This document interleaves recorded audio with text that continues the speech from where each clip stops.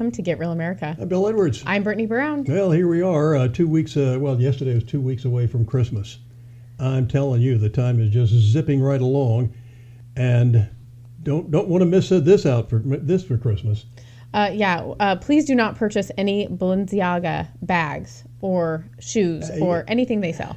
You know, up until a couple of weeks ago, I had never even heard of Balenciaga. I didn't know what it was. I thought maybe it might have been some Italian restaurant or something. Well, you would be wrong, Bill. You would be very wrong. Obviously, in fact, so all of a sudden they've come to the forefront, and they are child pornographers extraordinaire. And and what gets me is, Brittany, they're trying to sue the company that's made the ad agency or something for making these ads that have kids in bondage or in bondage outfits. Yes, and Bill, these are children. Why are they using children to sell anything? Exactly. I mean, they sell $2,000 handbags. Unless it's Captain Crunch or something. Yeah. But I mean, they sell $2,000 handbags. There's no way that people did not know that they were doing this. Mm-hmm. I don't know if we have the other photo, but they have other advertising that they have done that has been awful. It will absolutely, it will ruin your breakfast. Yeah. Look at this. It was just disgusting. You can't even believe that somebody would even think this stuff up. Yeah, well, it also begs the question, how many celebrities are also being silent about what is happening, and they're the ones purchasing Balenciaga bags and purses and all of that. Why are they not saying anything? Yeah, silence is complicit. Exactly, and you have all of Hollywood saying nothing. Mm-hmm. So what does that tell you, Bill? That says that they're 24 karat. That means they are okay. Silence is golden. Yeah, they are fine with children being used in this way. And Hollywood has been doing it for years now. Yeah. You talk to any of some child stars. Very few child stars make it over the threshold into becoming big stars as adults. But how they were exploited as kids, in many cases sexually abused because of their cuteness. Mm-hmm. And you can in fact, one of my favorite child actors as a kid was a fellow named Paul Peterson. He was in the old Donna Reed show, and I had a chance to speak with him once upon a time on the radio, and he talked about how he's been running a campaign ever since to expose this and protect children and represent them in such a way so that they're not exploited by Hollywood. Yeah, and I've heard that in many different aspects as well, Bill, and I just. Number one, who lets their kid participate in an advertising campaign to do with bondage? Were they not told in advance? I'm thinking that most of them should have been kept in the dark, and then they see their kid and they say, "What's this?" If I showed up on set and my kid was holding a teddy bear with bondage on it, I'd be like, "We're done here. We're out." Yeah. I think also, I'm glad I didn't bring my gun. Exactly. Well, you probably couldn't have one if you were in Hollywood. That's true. Yeah. So, but it also begs the question: you have the MyPillow guy that had all of his bank accounts terminated because he's going after election fraud and he's crazy, right? Mike Lindell, yeah. Yeah, but Balenciaga, do you think they still have a bank account, Bill? I'll bet they do. Yeah. So, but they're still on all the social media. Yes, they are. It's amazing. It's amazing. And, I think we have a clip of someone from, I think it's called The Daily Live. And he kind of loses it in the clip. A happy camper. No. He's a dad, and he is not exactly enamored with Balenciaga or whatever they are this week. And, if you look at the clip, you can also see that he pulls his earpiece because, it was reported that they had the producers talking in his ear saying, "Stop it, stop, do not keep going, shut your mouth," basically. And, he didn't. No, he kept going, thank God. Yeah, he pulled his earpiece, and I think that more people need to speak out. And I say this all the time, but as adults, we are the ones that protect children. They cannot protect themselves. Why is no one standing up? Kim Kardashian, you have 4 small children. Why are you still in contract with them? Why are you still working with them? Because you already have enough money to write a check and make the bank bounce, dear. So it's not like you're going to be losing anything. She also they just got a divorce. Her and Kanye, they just finalized the divorce. She's getting $200,000 a month from him. What does she need? Why does she need to continue to be contracted with them? Yeah, $200,000 a month. It's hard to live on that these days, but I could struggle through somehow. I could probably struggle a little bit too. Yeah, probably with 10 kids, I could probably live off that. It would be tough, but I'd like to pull through. I'd still like to get that $7,000 a week from Publishers Clearinghouse. I'd settle for that. Yeah, me too. Me too. In fact, I've got to get them some new GPS signal units to their, because their wagon keeps missing my house. They keep getting lost, Bill. Where do they keep going? I know. Golly, geez. Because they assure me that I'm in the finals every week, and I get 3 or 4 envelopes from them and 10 emails. I haven't seen a lot of those in a long time, Bill. You still get them? Oh, yeah. They still exist? Oh, yeah. Okay. Yes, sirree. $7,000 a week for life. Wow. I hope you get it. I hope so, too. Well, soon. Yeah. Well, me too. Still waiting on the $10 million from Ed McMahon, though, from Publishers Clearinghouse. So I'm not holding my breath. Let's just put it that way. Well, I think we have that clip now of let's take a look. Jeff Schroeder. Yeah, this guy's on a roll here. Where's the outrage? I'm going to go off for a minute here because where is the outrage? It's been a week and a half.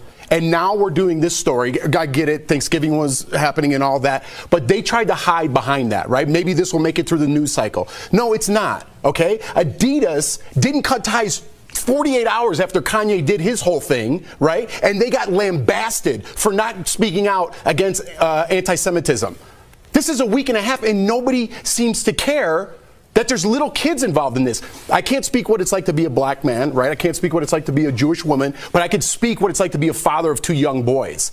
And that this type of behavior, when I worked at CBS.com out of a little closet my first show, I was like, I'm going to say this and wear a blue shirt. I got 49 emails saying, maybe wear a purple shirt and maybe don't say this here. Don't tell me this slipped through the cracks when you're getting a court case that features child pornography. It's disgusting. It's disturbing. Jeopardy's got to flip their whole production because of one person said something, but they wanted to be woke and do all that. How many other examples are there? 10, 20, 30, 40 years we're going back to cancel people? But this slips through the cracks. It's outrageous. And that people aren't outraged and skipping work with their posters and going to the courthouse or going to Balenciaga, and stars aren't wiping their Instagram and social media with all their Balenciaga gear is disgusting in itself. Don't you tell me, Hollywood, how to live my life, or you want me canceled, or because you produce something. You're going to go around because Balenciaga pays you $1 million, $2 million, $5 million. Kim Kardashian, shame on you. You're a billionaire. You don't need this company. They need you. And for you to take a week and a half to come to a conclusion, shame on you. You notice they were all agreeing with him.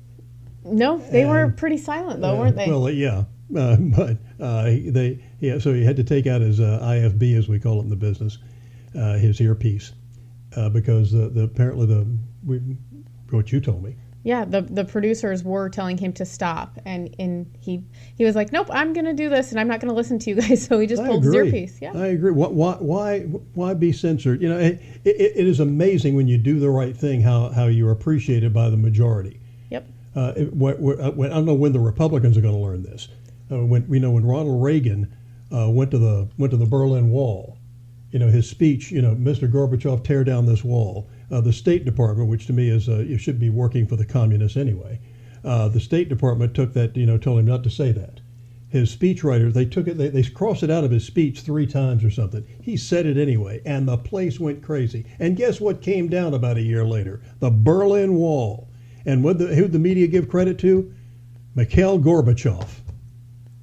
Well, I think that's the thing, and it's one of the most infamous things that you heard Ronald Reagan say. Yeah. It's the one thing you always hear in his voice, and you know exactly what it is, when it took place, and, people should do the right thing. They should, and I think that more people need to speak from their heart instead of, allowing a speechwriter to tell them what they can and can't say. I just think that we need to get to a better place where people are speaking the truth, and they're not avoiding, the reality, because I think that that's what's really happened in this country is that everyone decided that you have your own reality, I have my own reality, and we each live in our own realities, and that's not the case. There's only one reality. So and everyone needs to get on board with living in that. I don't know when we'll get there, but I think that that's a big problem. It is. The sooner people really get outraged about things like this and take down these companies, and now the company itself is saying, "Oh, we didn't know." There is no way they didn't know. Yeah, they filed this multi-million-dollar lawsuit against them, and it's just disgusting. Well, the parent company, it's called Kering, is a disgusting. Kering? Kering with a K, Kerring. Oh, how sweet. Yes. It's a disgusting company, number one. Uh-huh. The CEO is actually Salma Hayek's husband, which I thought was interesting, but tied to Hollywood. Imagine that. Yeah, hard to believe. And it's these mannequins that are of little children, and they have noses that are made out of private parts, which I'm like, why is this a thing, Bill? It's disgusting and it's disturbing. So if they want to try and file a lawsuit saying they had no idea, really hard to believe when your other company is making mannequins with, disgusting filth. I don't understand the mentality. I don't know what they're doing. I don't know what the end game is here, other than to destroy our children. And if you destroy the children, then you destroy society itself. And why it's taking so many people to wake up and smell the coffee, I have no idea, because we've gone through experiments like this time and time again. The Chinese have been classic on going into doing stupid stuff like, let's don't have any girl babies, let's just have boy babies. Now, who thought that was a good idea? And then after several years, they started saying, well, our female population is way down. Well, do you think? And Brittany, I don't know when it dawned on some genius that said, if we don't have any girl babies, we're not going to have any boy babies either. Well, didn't you know that men can now get pregnant? Oh, well, no wonder it took them so long. Yeah. So that's exciting and fun. But you also look at how they've attacked different portions of society, right? It's toxic masculinity, right? Yes. But feminism is good. But I think that there's been a lot of toxic femininity. Mm-hmm. I think that there is always a place for, fighting for the rights of different people. But I think at a certain point, you're trying to overcorrect, and then it just begins to corrupt society. So I think that that's what feminism has really done, and it's made it so males are less masculine, females are more masculine, and, more hateful towards males. And I've seen this time and time again, and I just, we've made men scared to be men because of what the repercussions of that would be. If you talk to a woman in a bar and you hit on her, tell her she, looks nice or whatever, they're offended. How are you offended when someone is giving you a compliment and trying to hit on you? I mean, I don't know how a society can continue when men are not allowed to act like men and women want to act like men. So it's just I don't know how we continue down this path in a successful way, Bill. I don't know where where's the National Organization of Whack Jobs and Code Stink on all the women that are in men's sports. So we found out now that the best women are men. When they went through all this trouble they went through in the decades before of getting Title IX and making sure that there were equal number of scholarships. If you had 500 men on scholarship, you had to have 500 women on scholarship, and so on and so forth. It's cost athletic programs a great deal of money. It also has cost a lot of men's sports. Men's wrestling has practically gone away because they had to take that out. Georgia Southern lost their men's swim team because they had to balance it out for women. Yeah, that's not fairness. No, it's not, Bill. And, I think that there's a lot of problems, especially when you have the women's soccer team, the U.S. soccer team making money off the men's soccer team because they won. I think that that's wrong. Yeah. So lots of stuff to talk about, and we will be right back with one of the men that is now one of the greatest women. I think his name is Mr. Levine. Oh, yeah. Wait.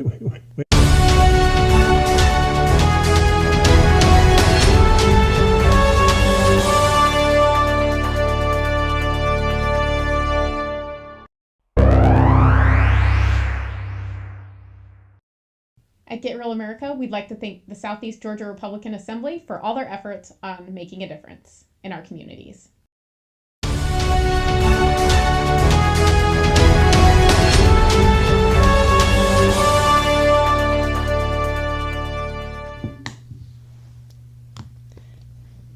Welcome back to Get Real America. I'm Bill Edwards. I'm Brittany Brown. And we're not here in bondage, that's for sure. Oh, thank goodness for that. Yeah, you're trying to get people out of it. But we still have those wonderful women who are participating as men or men participating as women. It's kind of hard to figure out. And this administration has some of the most incredible diversity, if you want to. Never mind the fact that anybody's qualified to do anything. We have Rachel Levine. Yeah, she's the Assistant Secretary of our Health. Yeah. And she's doesn't look all that healthy. No, she doesn't. I mean, very interesting. But she's in charge of it, and she has a message for you. Yeah, here we go. So I encourage all of you to think of yourselves as ambassadors to your communities. Ambassadors for science, ambassadors for compassion, and ambassadors for care. These conversations don't have to be limited or restricted to a medical setting. Offer yourselves as informational resources, not just for youth, but for school teachers, principals, school boards, professional organizations, recreation centers, county commissioners, and others who would benefit from this information and your perspective. Please proactively seek opportunities to speak about what you know. Our task is to educate the public in as many forums as possible. And we need to have these conversations that question the assumptions that are underlying today's attacks on trans people. Pushing back the veil of ignorance demands this extra effort, and this is the challenge before our profession. For almost 40 years now, I have considered it an honor to be a doctor. I believe in our role as healers. I believe in our role as truth tellers. And the truth that we need to confront now is that medicine and science are being politically perverted around this country that destroys human lives. And we have reached a tipping point for the role in medicine and civic life, for the health and well-being of LGBTQI+ youth and other Americans. Those who attack our community are driven by an agenda of politics. It has nothing to do with medicine. It has nothing to do with science. It has nothing to do with warmth, empathy, compassion, or understanding. They are rejecting the value of supportive medicine, rejecting well-established science, and simply rejecting basic human compassion. We, as doctors and as people who love our communities and love our nation, have to confront the fact that the language of care and compassion that they're using is being taken for granted to literally tear our communities apart. So we have to stand up. We have to take a stand on behalf of those who are being hurt. That's what we do in medicine, even when it's difficult. Wow. I mean, Woman in charge of your health, okay? Yeah, well, and I mean, really just an activist, Bill. I mean, that's all that she's doing, and it's really hard for me to call her a she because I don't see it, but nor does anybody else. But Admiral, thank you. Here's a big left-hand salute to you. Yeah, I mean, I think so. Dr. Levine is actually is a pediatrician, which is even scarier that this person is treating children and, promoting the fact that we should transition our kids. I think that this is dangerous, Bill. And I think that this also goes back to just what we were talking about with Balenciaga. Like, why is it always the children? They keep going back and trying more ways to create chaos within kids' lives. And I just, as adults, I don't know how people sleep at night, not protecting these kids. Beats the heck out of me. It is just, this is a war for our children. It's a war for our souls. And it is our future. They're trying to destroy the family, and they're admitting it. They're trying to destroy so many different aspects of our society, and unfortunately it's working.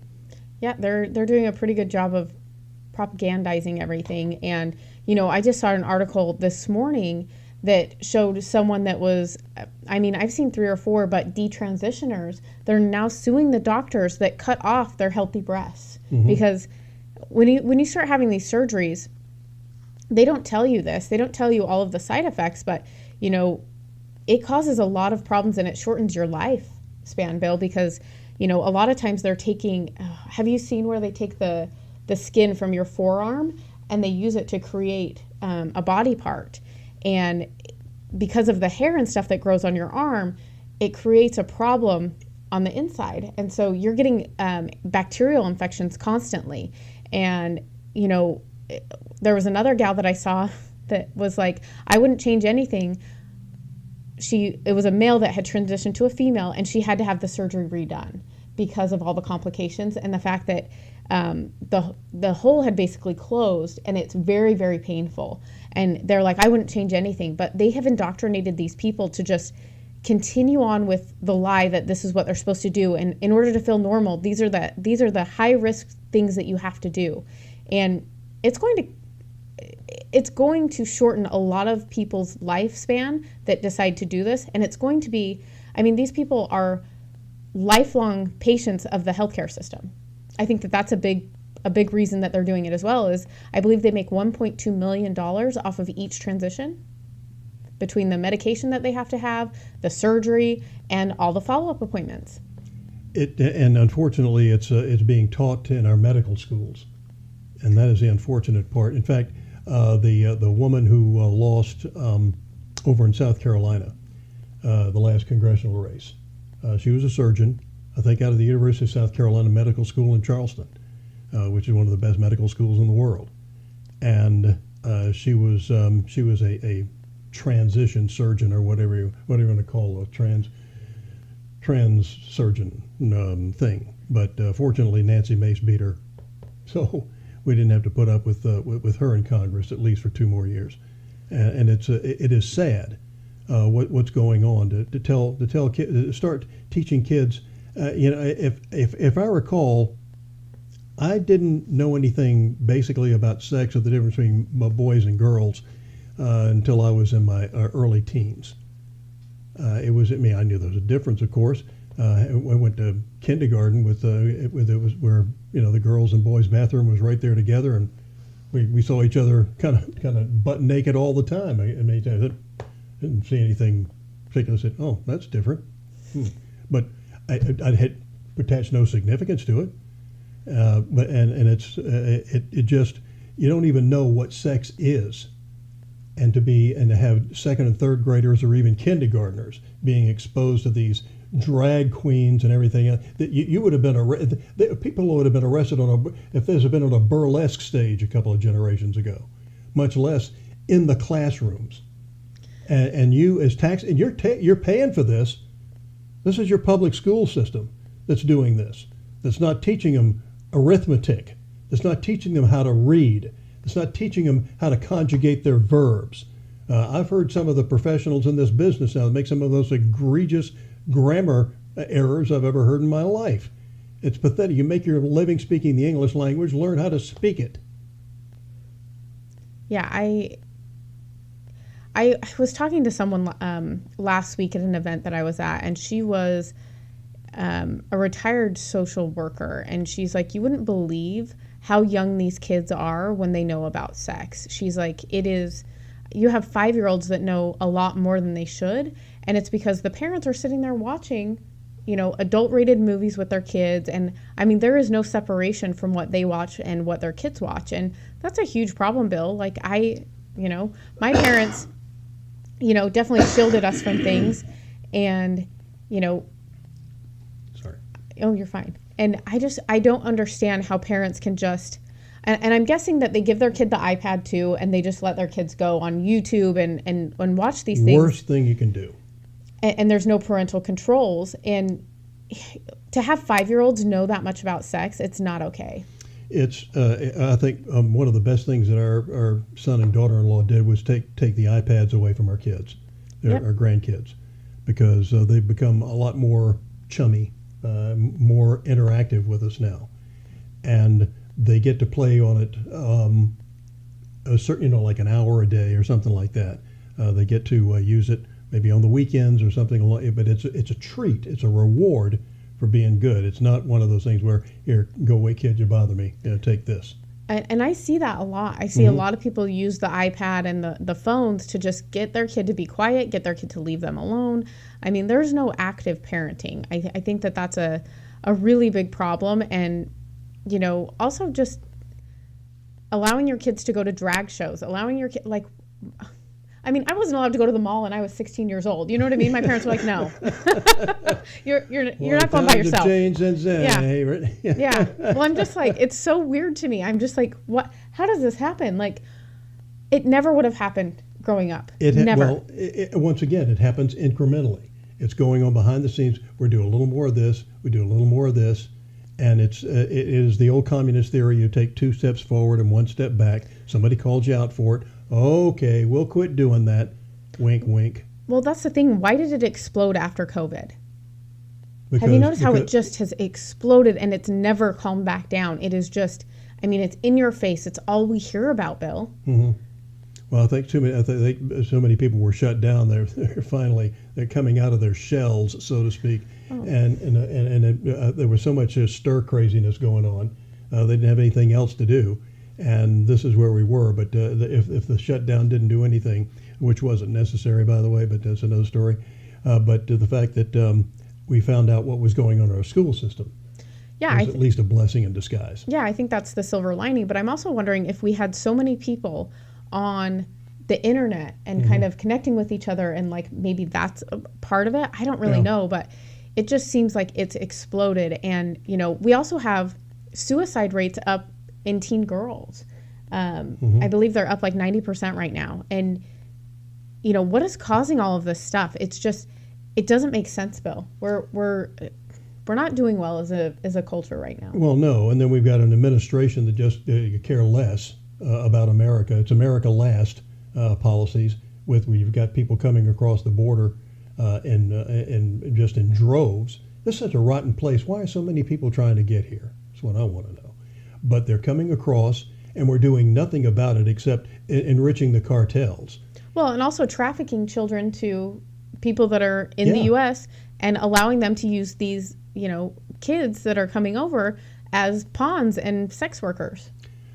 Sexual trafficking, and of course, think about the drugs that are coming across, and then they said that they vet everybody. Oh, please. No. Don't are you that stupid, or do you think I am?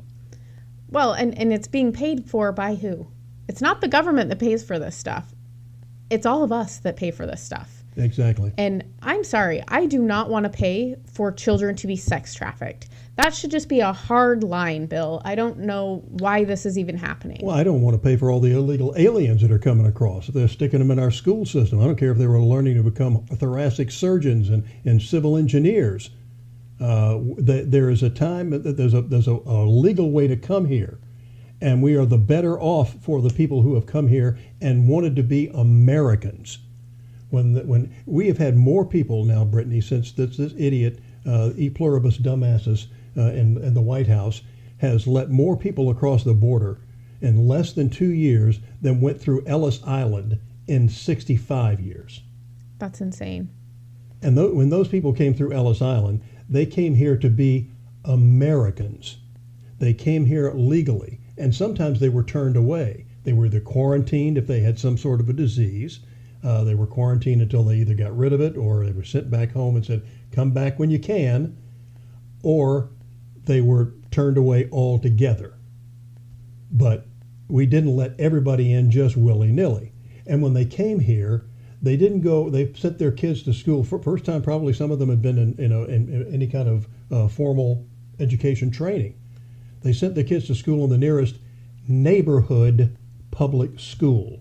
They didn't send them 20 miles across town someplace. They sent them to school in that school. And by the way, the schools taught the kids in English. They didn't teach them in Polish, German, Italian, Spanish. They taught them in English. You know how many, do you have any idea how many languages are taught in the New York City school system now? I think you told me like 37 or something. Well, last check was 95. Oh, 95? I mean, it's unbelievable.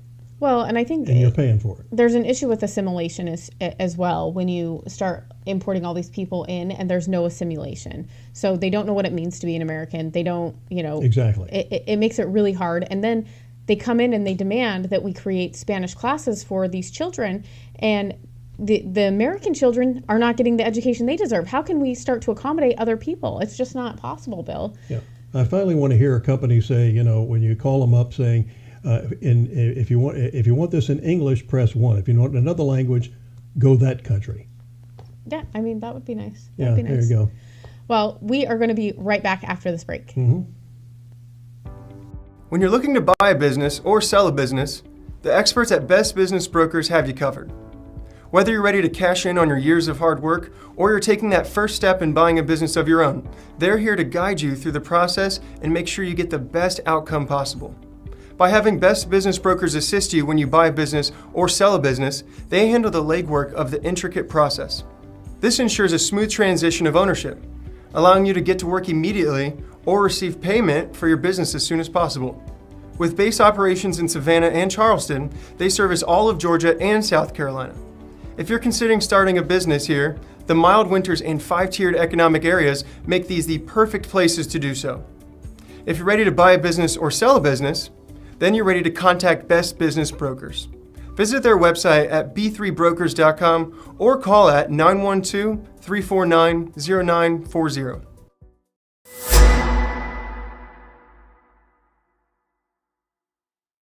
At Get Real America, we want to make sure that the real story gets out, and you can help us as a sponsor or as an advertiser to make sure that that word does get out to the community. Be a sponsor and support your local community here at Get Real America.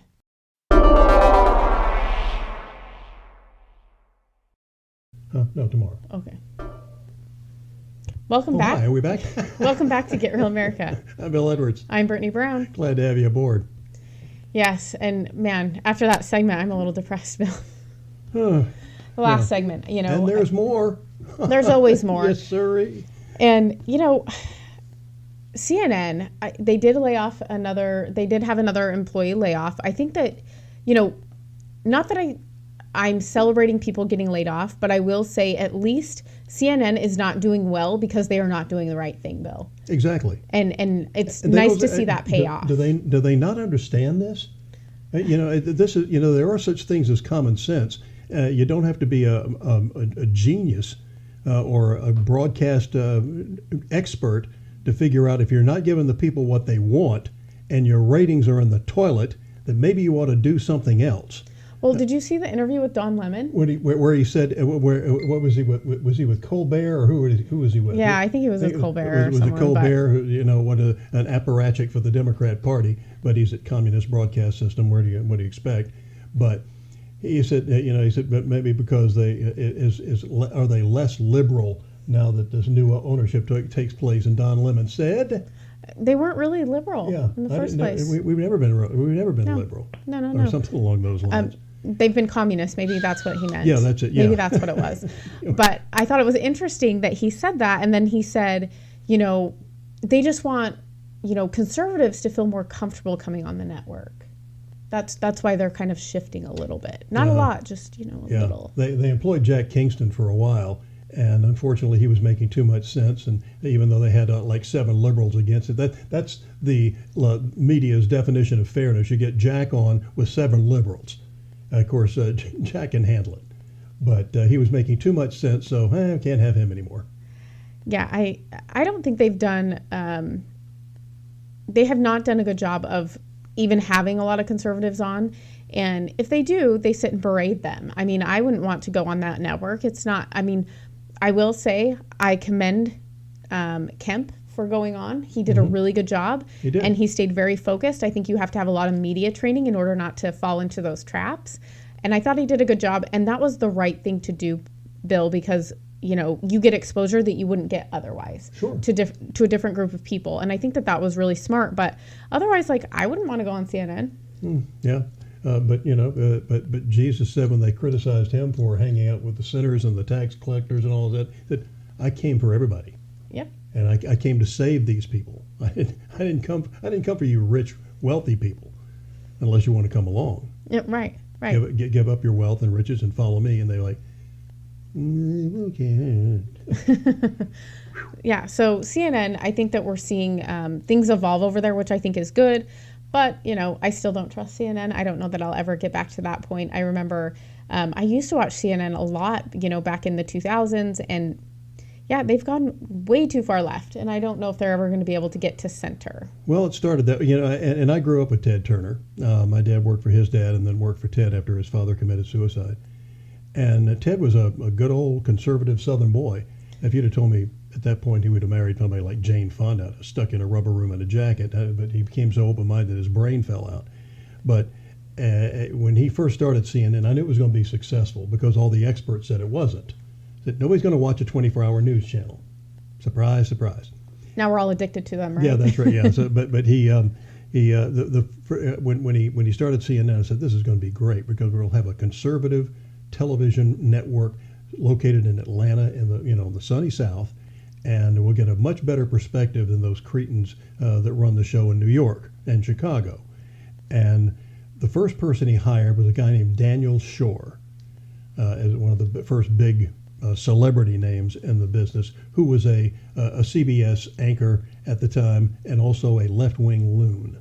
And I was like, Ted, you're not going in the right direction here. But for a while, it was pretty much the go-to type news stuff, and the great features, great coverage. The reporting was really good. Yeah. Mm-hmm. They were losing money, and of course, Ted's one of those guys. He would talk about losing $1 million like you and I would talk about, dropping a quarter in a storm sewer or something, a storm drain, and he says it didn't bother him to lose money. He wasn't born with a silver spoon in his mouth. He inherited his company from his dad, who'd committed suicide, $6 million in the red, and that was in 1963. You do the math on what $7 million would be today, or $6 million would be today. So you get an idea of how, and he got that company out of debt in a hurry. CNN, for the first 7 years that it was on the air, had lost something, like $700 million. Oh my gosh. And that makes my stomach just drop. And, and even, when they were doing a feature on it, Baba Wawa, when she was on 2020, she said, well, you lost $700 million. And his attitude was, so? He said, what's $700 million for a worldwide news network? Now, the next year, they made a profit of over $300 million. Yeah, I mean... They turned it around because of all the advertising revenue that started building up and the reputation that they got, and it turned around and they started making a profit. And it was Ted's faith in that and because he went against the grain of all of the so-called experts in this business. And you notice how many times the experts get it wrong. I think that's a big problem, Bill. I think that's and it discourages people from being successful, right? It does, yes. And I think that's you have to have a special wherewithal to be able to keep going, especially $700 million is a lot of money, even to today's standard, right? Much to make that kind of money. Yeah. Just awful. Project Veritas did release a video about how CNN helped make Biden look better and Trump worse. So I think that this is an interesting little take. Way to go from Project Veritas, the undercover experts. I think we got him through this term. We would always show shots of him jogging, him in aviator shades, and you paint him as a young geriatric. We were creating a story there that we didn't know anything about. So that's I think that's propaganda. I think what we did, we got Trump out. I am 100% going to say it, and I 100% believe it, that if it wasn't for CNN, I don't know that Trump would have got voted out. Our focus was to get Trump out of office, right? Without saying it, that's what it was, right? So our next thing is going to be for climate change awareness. Do you think it's going to be just a lot of fear, climate? Yeah, fear sells. Fear sells. No one ever says those things out loud, but it's obvious. For years, we've heard that CNN is the most trusted name in news, but a CNN director is on tape telling us that they're propaganda, helping a certain political candidate, employees admitting what we've always known to be true. Trump was, I don't know, his hand was shaking or whatever like that. We brought in so many medical people to all tell a story that it was all speculation. That he was neurological damage, that he was losing it, he's unfit to, whatever. We were creating a story there that we didn't know anything about. You know, we were. I think there's just like a COVID fatigue. So like whenever a new story comes up, they're going to latch onto it. They've already announced in our office that once the public will be open to it, we're going to start focusing mainly on climate. It's going to be our focus. Our focus was to get Trump out of office, right? Without saying it, that's what it was, right?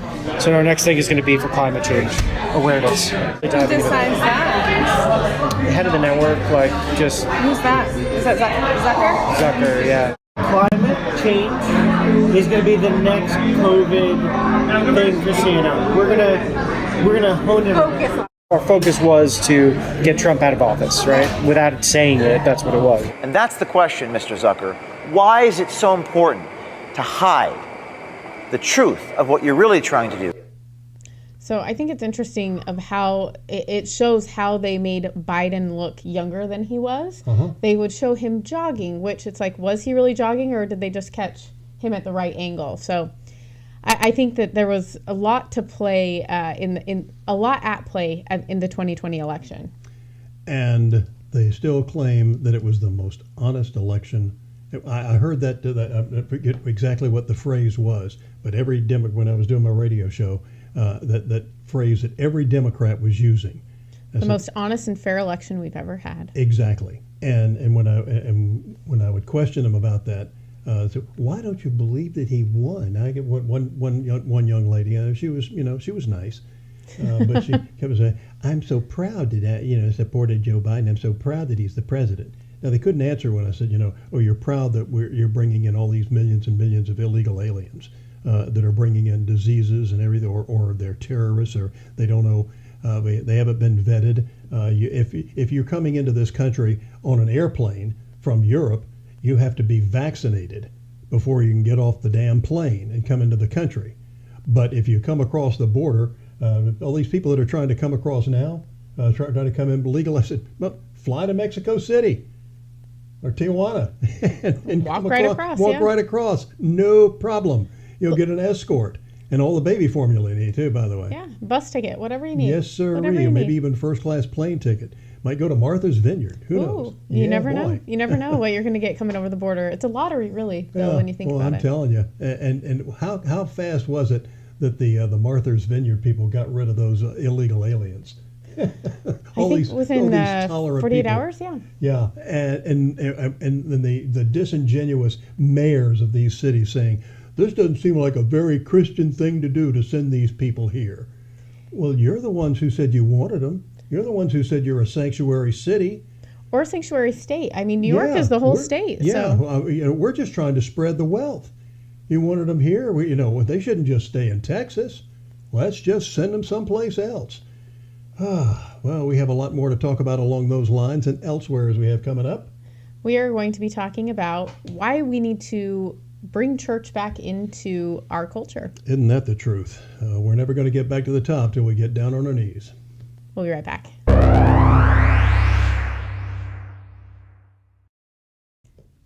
Get in touch with us at info@granewsmedia.com, or you can give us a call at 912-376-9295.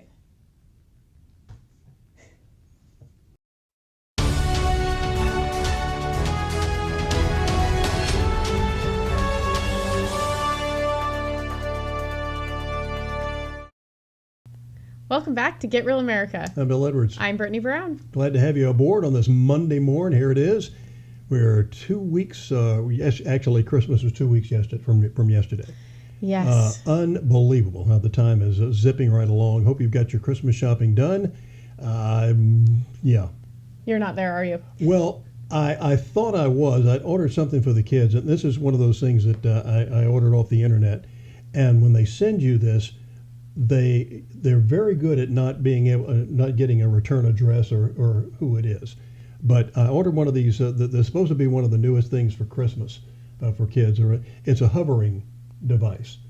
A hoverboard? Yeah. It's a ball type thing, okay. Like a flying saucer. Oh, okay. That's cool. And it goes by senses your motion. So you can, I could send you one, you could push it back over here. Oh, cool. Yeah, I ordered 3 of them. None of them work. Oh, that was a disappointment. Came wasn't very it? poorly packaged. They were all crammed into my mailbox, in one of these just one of these drop-in envelopes, and the bubble yeah. with bubble wrap Yeah. inside. And I said, well, this doesn't look good, but I charged them up, and said, you press this button, the on-off buttons themselves wouldn't work. It didn't light. The little fans didn't come on to lift it up. Because it goes on the same plane as it works on the same principle as drones. Okay. It's got these little fans inside, so it's supposed to lift up and start flying around, and none of them work. Were they made in China? As a matter of fact, they were. Weird. Very weird. I wonder, so did you send it back? I don't know who to send it back to. Oh, no. I'm this trusting soul, but I'm going to find out. My crack staff is on it because they weren't very expensive. No, but they should still work. They should. Yeah, at least for 5 minutes, so the kids can enjoy them for Christmas. Yeah. Because they're going to get tired of them anyway. So. Yeah, but they're cool. Yeah, and so but I've noticed a lot of this stuff on the internet that doesn't work. By the way, don't fall for the keto gummies that I've seen about 10 different ads where somebody's advertising these keto gummies, and they were contestants on Shark Tank or something? Shark Tank, Okay. yeah. And that all the Shark Tank members bought into this company. It was so successful because you start taking these gummies and it starts eating your fat inside. So it's not real? So far I've lost a lot of money, but not a lot of weight. Well, so if you're looking to waste your money, keto gummies are for you. That's right. See, we could sell anything, Bill. We could sell anything. Beware. Yes. Well, before the break, we were talking about, we've talked a lot about children, corruption, Satanism, all the things that they're doing in this country to, take over. Satan's doing a great job, by the way. You go back and listen to Paul Harvey had a show back in the 60s that said, "If I Were the Devil." Go listen to it sometime. I might have to check that out. But, there was, Alistair Begg, who he's a pastor in Oklahoma. He, is on the Christian network there. And he had a lot to say about kind of where we're getting lost here in this country. I think we have a clip of that now. Yeah. That acknowledges that we are not free to tamper with Scripture. Why would I want to come up here and address these things this morning? Only because of the Bible. We started, so we have to go. We're not free to tamper with the Bible. We're not at liberty to rewrite the Bible to accommodate godless perspectives, whether it's a godless perspective on euthanasia or on abortion or on sexuality, whatever it might be, transgenderism. And in this arena right now, at this point in the 21st century here in America, within the framework of church, whatever you want to call church, big church, let everybody go in for the moment and think about this. The danger is an increasing danger that those who should know better are losing their convictions, not about sexual matters, but about the authority of the Bible. That is the issue. In all of these things, it is all from the Garden of Eden. The evil one came and said, did God really say? Did he really say that? They believed the lie, and the rest followed. The same bullet is in his gun. Coming to the pastor and say, but wait a minute, pastor, is that what it really means? Is that what he really said? And those who are in positions of responsibility need to face that. If we lose conviction about the authority of the Bible, if we then become uncertain about it, then we lose our voice. If we then in turn become indifferent to the issue, then... I think that, what he's yes. And I think that people have forgotten that, churches really have helped. And I will tell you, I was raised non-religious. My parents, they came from different churches and kind of didn't really force us to go to church. But, I was talking to my mom about this, and, I said, well, why did you guys not feel it was important for us to go to church? And she said, I think that we just always benefited from everyone else being Christian. And, everyone else had a moral, so you guys were already, we had instilled those in you guys, but also everyone around us had Christian children, had Christian values, and we didn't really need to worry about it. And so we benefit, largely from the fact that we came from a very large Christian base. And, I thought that was interesting because now we have a bunch of people that are secular, they're non-religious, and now we're seeing kind of the corruption and the sexualization of our society. And I think a lot of that has to do with the churches and them not standing up, Bill. I think that, the LDS Church is one of the churches that's very guilty of this. They're not standing by, what is taught in Scripture. You're talking about the Mormons? Yes. Church of Latter-day Saints is why, it's called LDS. But and in Utah, they are trying to get away from the terminology Mormon for whatever reason. I couldn't explain it. But they are starting to go with culture instead of helping us keep the culture that we have. And I think that's, going to be a huge problem. I must, I know about now, because this is probably the years before wokeism, but when I graduated from high school, one of my presents from my father, the best dad you could ever have, took me, we drove across the country, and one of the places we stopped, of course, was Salt Lake City. And we went on the ground of the Mormon church there. And it was like stepping into a Norman Rockwell painting. The place was immaculate. Flowers were gorgeous. The shrubbery was magnificent. We heard we went over to we heard the Norman Tabernacle Choir rehearsing in the temple. And we came out and Dad is walking along. I don't know where this guy came from, but Dad was a 3-pack-a-day smoker. And he reaches in his pocket and he pulls out a cigarette. I don't think he got it to his lips before this young man, very, dressed business suit, very, very dapper, taps him on the shoulder and says, "I'm sorry, sir, there's no smoking on the grounds." And this is a time when smoking was allowed everywhere, and probably 60 to 70% of the population smoked. And Dad was quite polite about it. He wasn't offended or anything. He just said, "Oh, okay, I'm sorry. I still don't know what this." He's like from Mary Poppins. He popped up out of this chalk pavement picture. I don't know where he came from, but there he was, and we had a great time. Yes, I will say the temple grounds in Salt Lake City. If you have the opportunity to go, it's probably one of the most beautiful places you will ever go, without a doubt. And they do allow you to go to, especially during Christmas time. It's beautiful. They have it decorated very magnificently, and they're very. They put a lot of detail into things, and so it's just a wonderful piece of property in Salt Lake City. Yeah, I highly recommend it. Yes. Put that on your bucket list. Yes, but I think that the church has failed in other ways for sure. Well, there's been that. I have my issues with the Mormon Church, but the Mormons that I have associated with here and throughout my career, like Dale, another one of those senior moments, but one of the great baseball players ever that played for the Atlanta Braves. Help me out here, Percy. Dale, Dean, Staff. Bill, go on with your story. We'll figure out who Dale is. But he was one of the nicest people to interview of all times during my career. When we talked to some of these guys who were extremely polite, and others were the north end of a southbound horse. Dale Murphy. Dale Murphy. Thank you very much. Atlanta Braves expert here. Dale Google. Murphy. Sorry. Dale was absolutely. I mean, we'd stand there. We'd go to see him in spring practice. He'd do promos for us when he was in town. He'd come see us. He was just one of these wonderful, wonderful people. And the Mormon churches here have invited me on several occasions to come speak to their groups, and it's been a wonderful experience. And every one of them that I know has been the nicest, kindest, most hospitable people I've ever met in my life. So.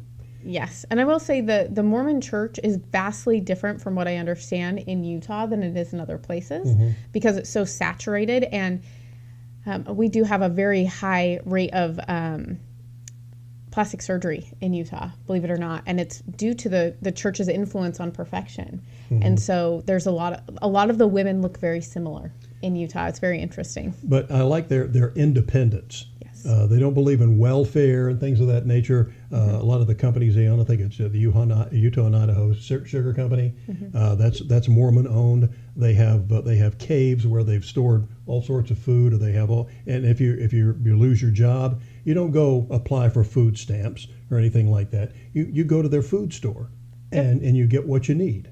Yep, and they've been known to pay house payments and stuff to get people back on their feet. I mean, the church has been very generous in that way. So I like their independence, and don't depend on the government. Depend on you and depend on God. And community. I think that's the big thing that they promote as well, is the community So there's a lot we can learn aspect from of each it. other. Absolutely. Well, I think community is where we're all going to survive, right? I think if we depend on each other, we're going to do a lot better than if we're depending on someone in Washington, D.C. to save us.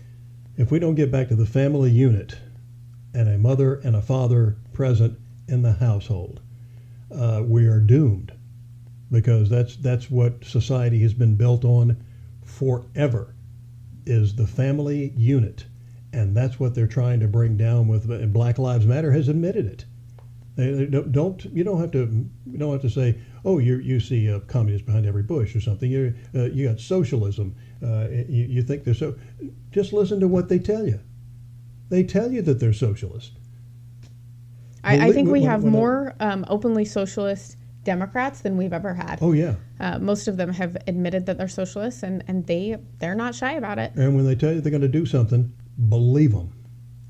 And by the way, it's the old. There's one of my greatest movies I've ever seen. It's called Satan Never Sleeps, and boy, that says a lot. That these people are relentless, 24/7. You think you've defeated them at the polls on something, you say, boy, that's out of the way. When Ronald Reagan won the presidency against the peanut farmer in 1980, Brittany, I thought we were on the way.